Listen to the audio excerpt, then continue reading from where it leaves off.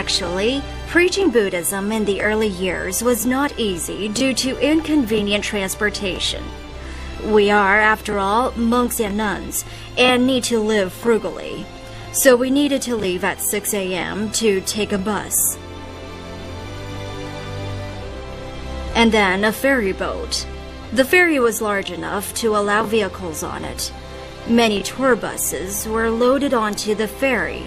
When the ferry reached the other side, the buses would continue the journey. So when we arrived at Bacolod, it was usually already 4 p.m. The disciple who sent the invitation had to prepare a very hearty vegetarian meal, also invite his relatives and friends. After the meal, most people were embarrassed to leave early, so they listened to my chants.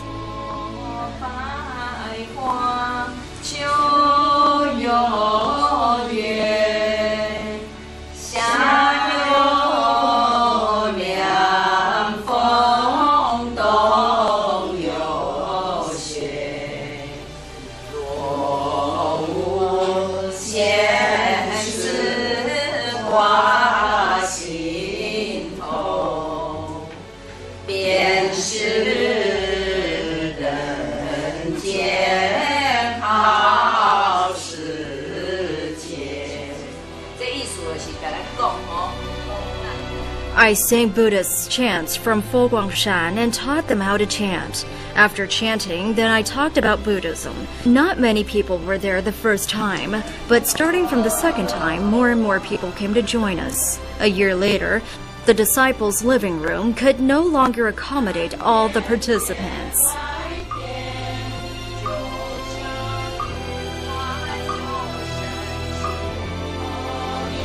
Venerable Guang hopes not for his own comfort, but for all creatures to stop suffering and attain bliss.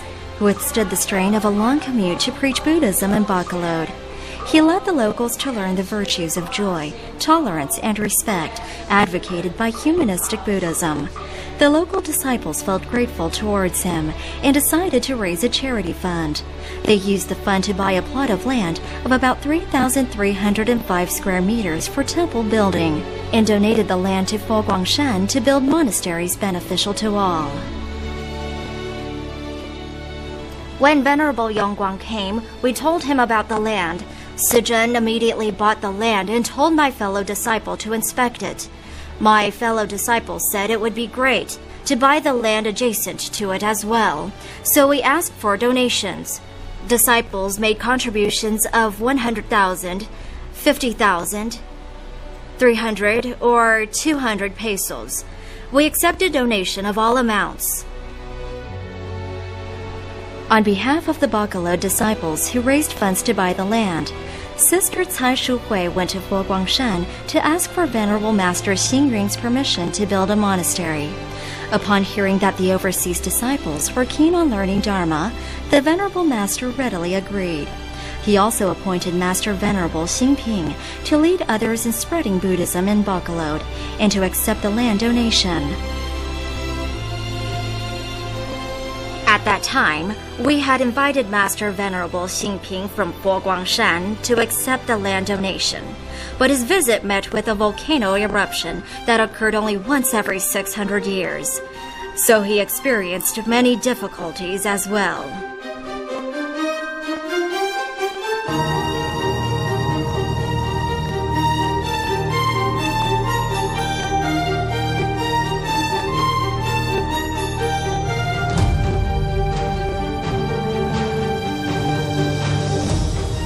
For that trip, he had to take all transportation means available, including boat, car, and airplane. We hoped that for the purpose of preaching Buddhism, he could accept the land first before Guang Shan made arrangements regarding teaching Buddhism. When Master Venerable Xingping came, he remained very humble. He didn't want disciples to take him to the temple. He said, "Venerable Guang, if we want to visit the temple, we can take a taxi ourselves." Taxis in the Philippines, then. When we got in the taxi, Master Venerable Xingping said to me, "I can see the road when looking down." He could see the road because there was a hole in the car floor.